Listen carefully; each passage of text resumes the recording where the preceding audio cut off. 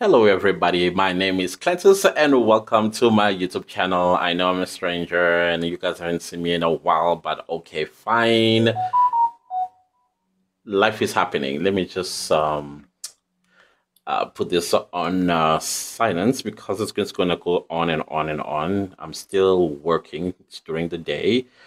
I currently ran here so that I can quickly talk to you guys about Thabo Bester. I don't know if you guys have noticed that some of my predictions are starting to come to fruition. Remember, I told you guys that when Thabo Bester, the first time he appeared in court, he basically did a warning shot. He asked for the documents that brought him from Tanzania to South Africa. And I said to you guys, Thabo Bester is going to milk his lack of identity document, ID number, to the last drop.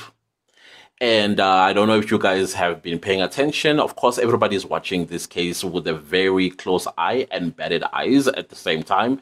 And Thabo Bester changed his lawyers once again. And this one came to court with guns blazing. And he wanted, and rightfully so, because if I was Thabo Bester's lawyer, this is the position I would also have taken because at the end of the day, I am representing a client. Whether you feel that he is guilty or not, my job is to get him off the hook. If I don't get him off the hook, my job at least is to mitigate to a very short sentence as opposed to the life sentence. Okay, another thing that is going on here is my camera. Oh my goodness, what's happening? I'm so sorry, guys.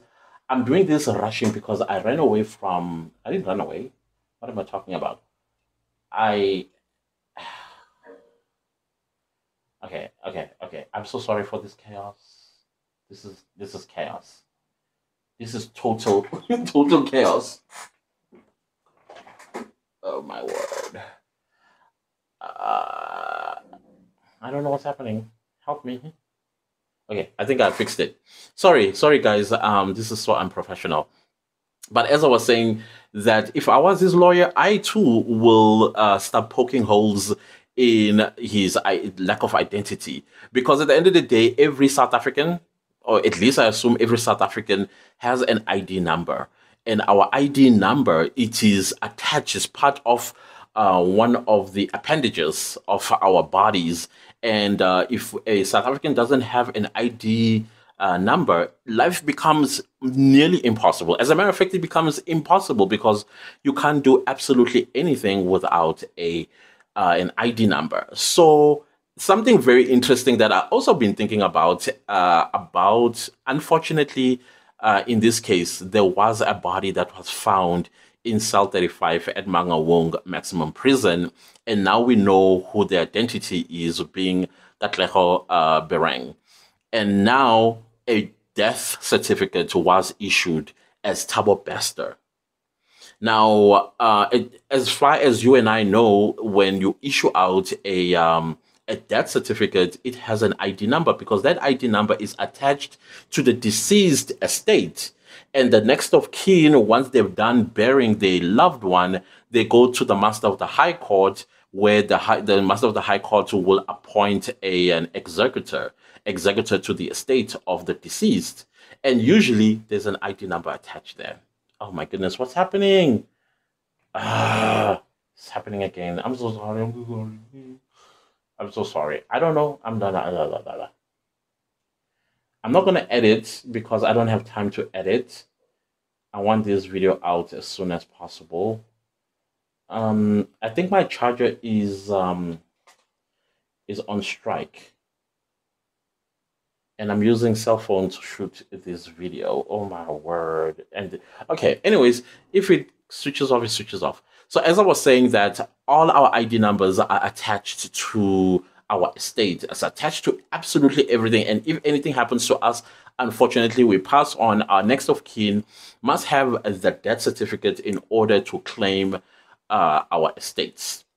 Whether you only had two pairs of shoes when you passed away, the family still can claim those pair of shoes through what you call a what do you call this, the Master of the High Court appointment of the executor. So without that, So how did Thabo Bester get the death certificate, and what was on the death certificate in terms of identification? And if he had things that his family might want to claim, based on what? Yet they have a death certificate. So all these things, the state just kept digging itself into a hole that Thabo Bester is going to be using to bury them. And another thing that I also noticed, which was quite funny for me, I think today Thabo Bester's lawyer was being exposed to be an accused criminal himself, like an accused fraudster. Apparently, in 2017, he was arrested for corruption in the Free State in 2017. He was arrested, appeared in court, got bail, and he's still awaiting trial in 2023. So now I believe, I'm not saying it's true, but I believe that this is a strategy by Thabo Bester's lawyer to use himself as a sacrificial lamb in order for the public to buy sympathy for his clients in case the state tries to discredit him as an accused in his own criminal case, if that is true.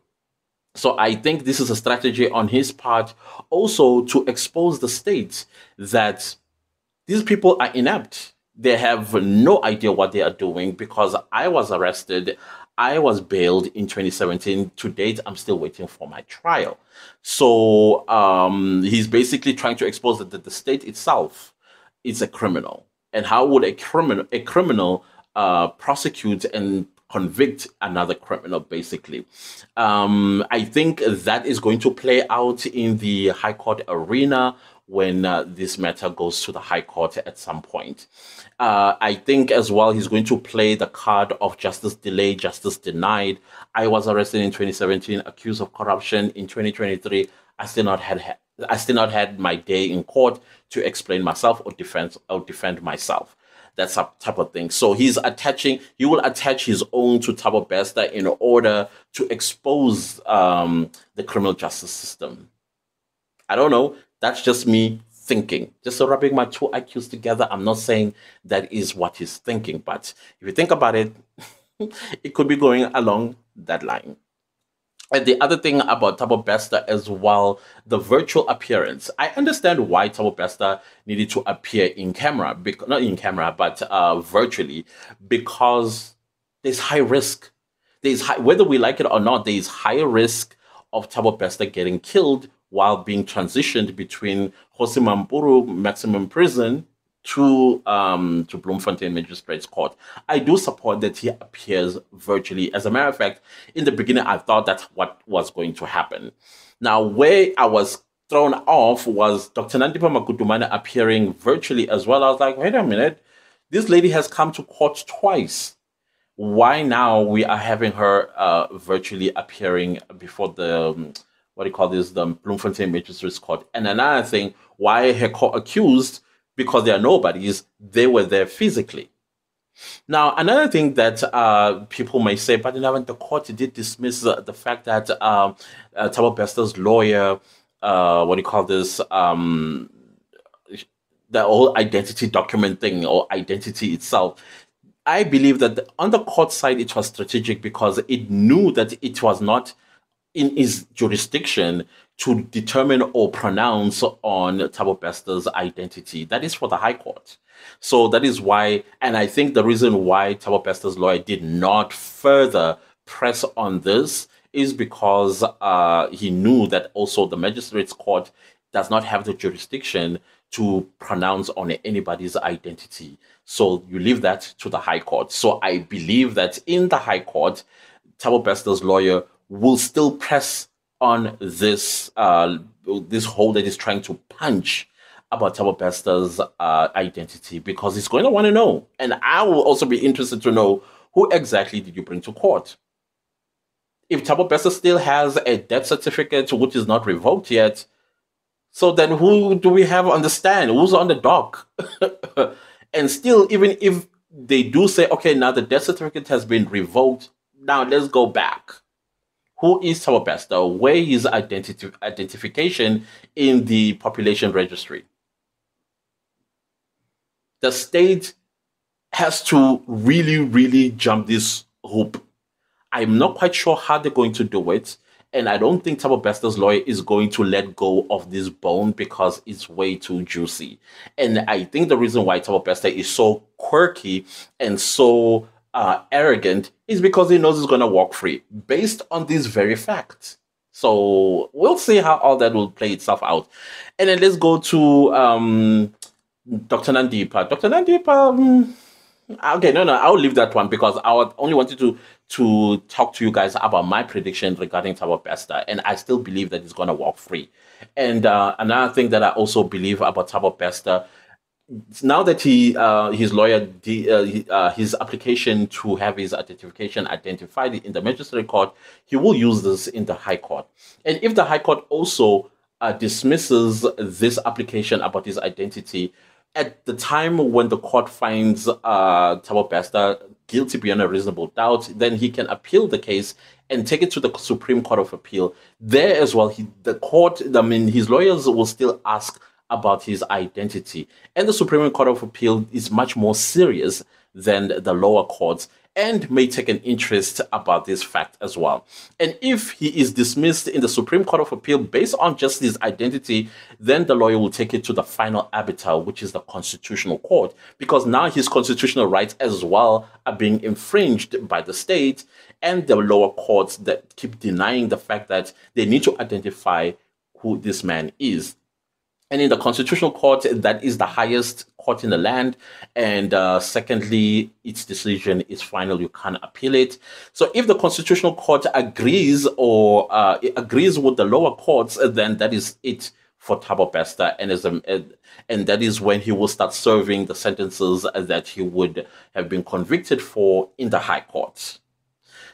I'm not quite sure if you follow, but I doubt that it's going to go that far. I think the High Court itself would try its best to save the state from that kind of embarrassment.